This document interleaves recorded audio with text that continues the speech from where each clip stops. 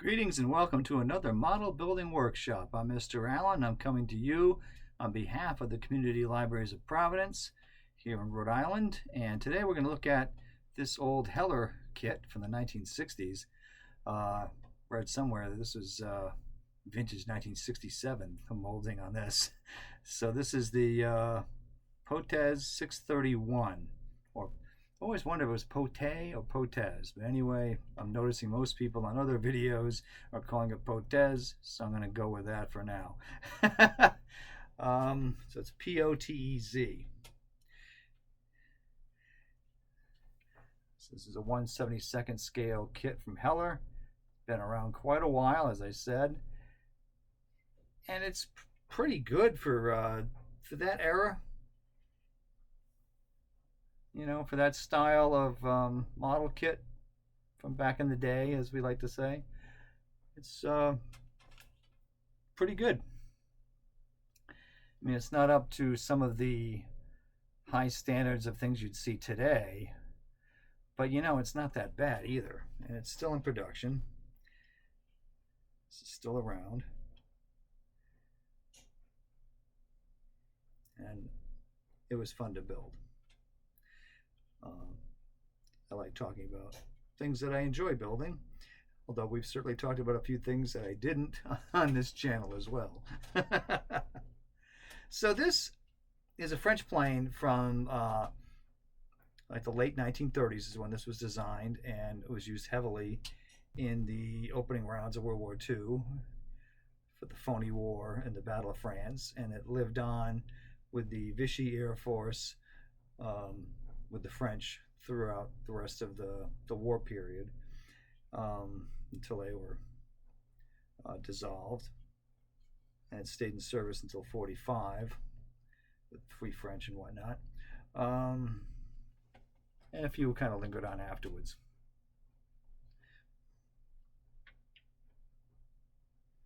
So the French were trying to come up with aircraft that were multi-purpose, and this is not an uncommon idea that would come out in the 30s, because you know, we're still getting out of the Great Depression. So you'd want a plane or a series of planes, or like a family of aircraft, I guess is a better way of putting it, that could solve a few different roles. And this was conceived as a heavy fighter and a night fighter, and a lot of these served in that role. And there were some other variants, such as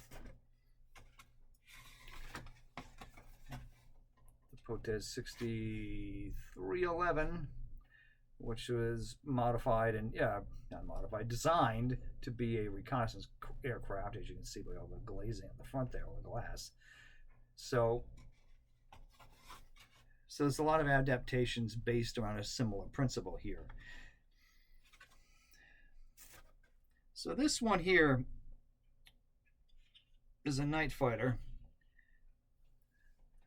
and as you can see by the lovely nautical emblem on the side, this is a naval aircraft. This was the like the French Navy night fighter, you know, land-based. Not a carrier aircraft, and you can see it's got the two, you know, heavy cannon there, 20 millimeter, I believe. And these all those family of these planes, I believe, all have the Hispano-Suiza engines here. So let's take a look at some of this in this fantastic book on the whole family of aircraft. This is by MMP Publishers, the Orange series. Little pricey book, but I mean, this has got everything you possibly want to know about these planes. Gives you quite a bit of info. Is it a must-have? No, but it's a fun one to look at if you're interested in French aircraft. So,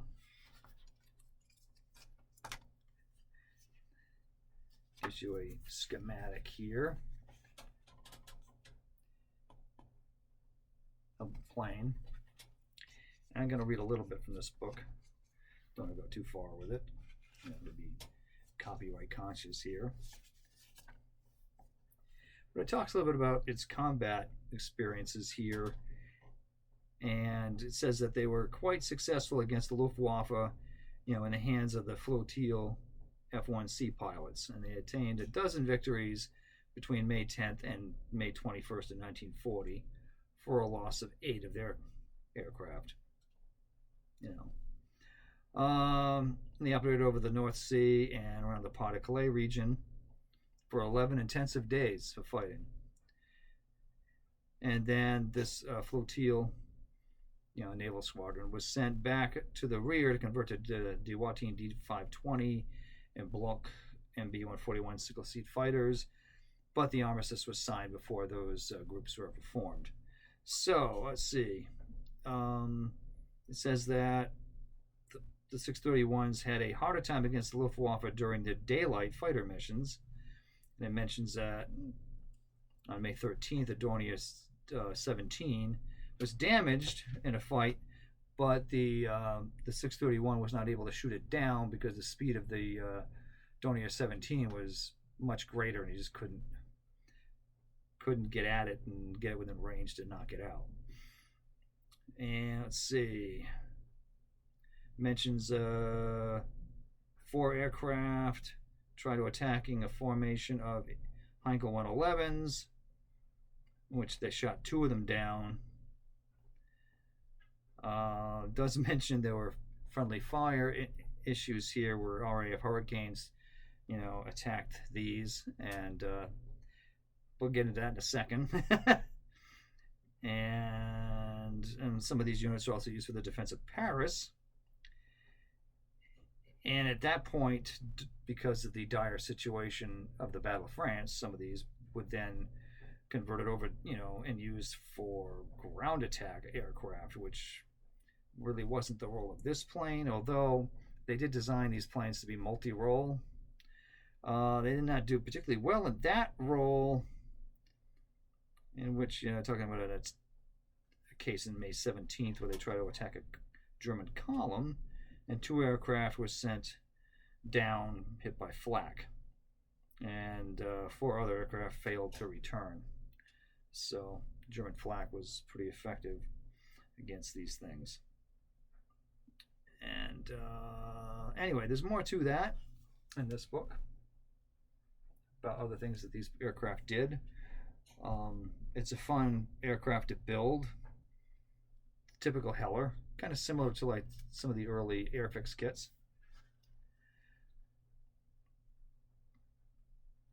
And there's some other stuff that's kind of fun in here. Let's find it. Does give you a little helpful guide if you want to build a series of these aircraft. This book included other manufacturers that make versions of this family, which is kind of nice. It shows you some here, other from that naval squadron here in a typical 3-tone camouflage, or consistent with the French Air Force aircraft at the time.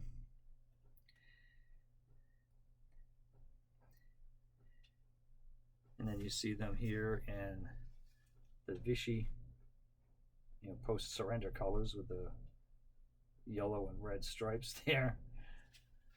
Kind of embarrassing that when you surrender, your planes are forced to wear this clown face. But it does help point out friendly aircraft so that the Germans weren't going to shoot them if they knew, all right, that's the Vichy, they're okay. And then they added these big white lines on the side of the planes as well to really indicate this is Vichy France, not Free France. Don't shoot me.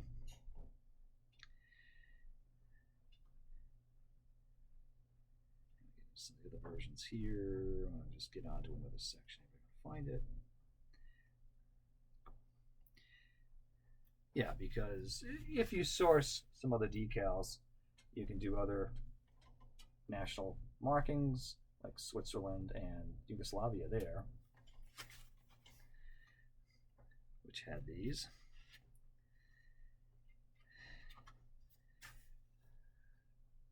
And Greece and Romania also had them and used them in combat.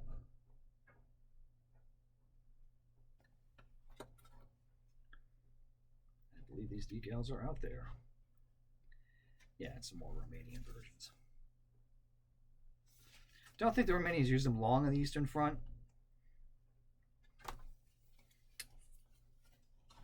But they were in use. And this book also gives you a really cool schematic, which I'm having difficulty opening. It's a map. Look at this. So it gives you a whole bunch of different variations.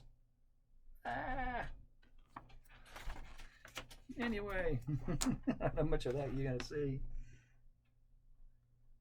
Pretty cool. So I no longer have the box art and the instruction sheets for this guy, but I can give you an idea from the 6311, this one of the family, what assembly looks like. As I said, it's pretty standard in that time period from Heller and Airfix and pretty much just about everybody from this time. Now, here's your paint schemes here, which I translated some of that.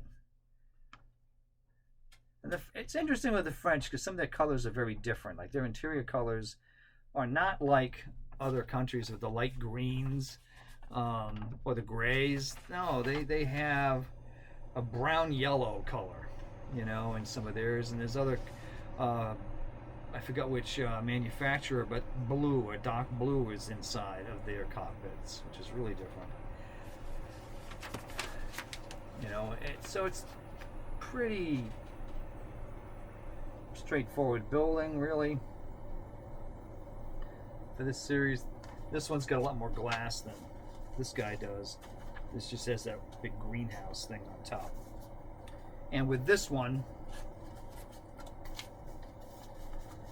you know, 6311 has a lot of uses. It could be like, there was some that were given to the Hungarians as trainers. And again, Romania received quite a bit of them too. And one thing, which I don't think I got a picture here. I have to show you this one just because this is really tempting for a model builder.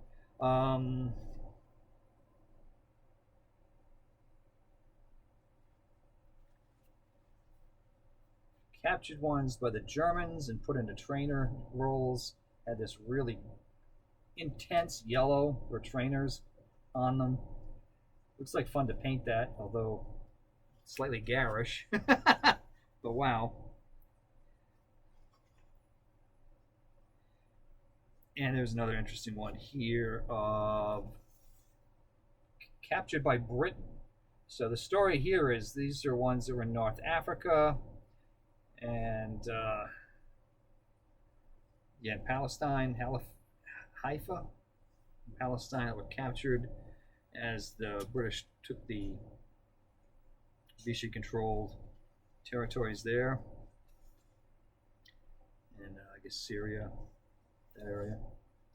It has that interesting paint scheme there. So again, you know, these Heller kits tend to be fun, and this is Tecma decals. So if you want to dress yours up in non-French,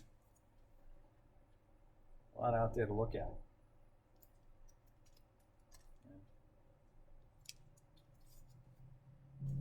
So here's your parts for the 6311. Oops, if I don't drop them all off the ground. It's what you would expect. And assembly is pretty much what you would expect. Not a lot of surprises. And sometimes we like it that way. Right? And again, here is your 631.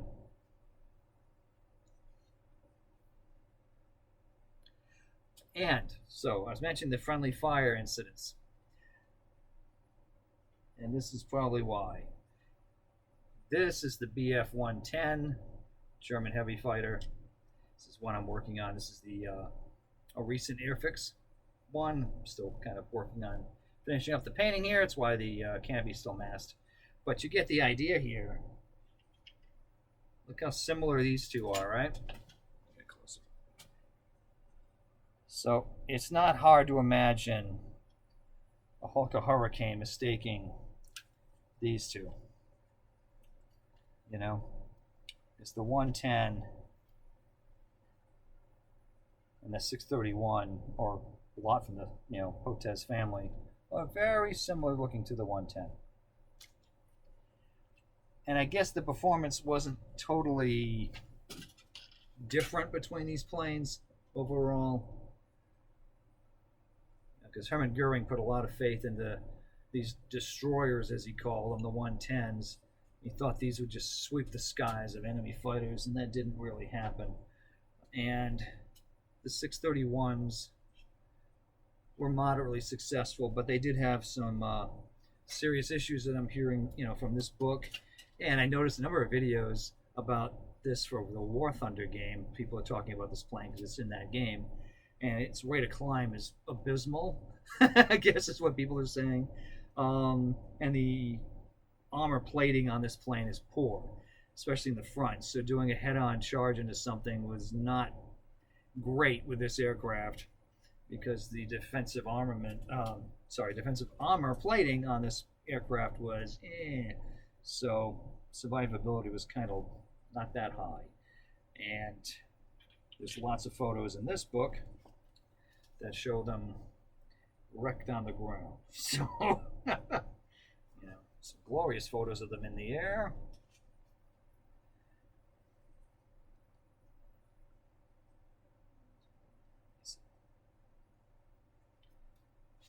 And some not so great ones of them smashed on the ground. But hey, it was a tough fight. The Battle of France was a furious fight for several weeks. And these planes did the best they could. Okay, so that's today's model building workshop. Just a quick look at a fun Heller kit, probably one you don't really think about very often. It's a beautiful looking aircraft. I mean, seriously, that is a gorgeous plane. May not have been the best or most famous plane in the war, but if you want a nice looking aircraft in your collection, I mean, it's a beauty, isn't it? Look at that. Gorgeous aircraft. And again, lots of different painting options for this. This particular kit came with these decals, but you can get plenty others. Okay, we will see you next time on the Model Building Workshop. See ya.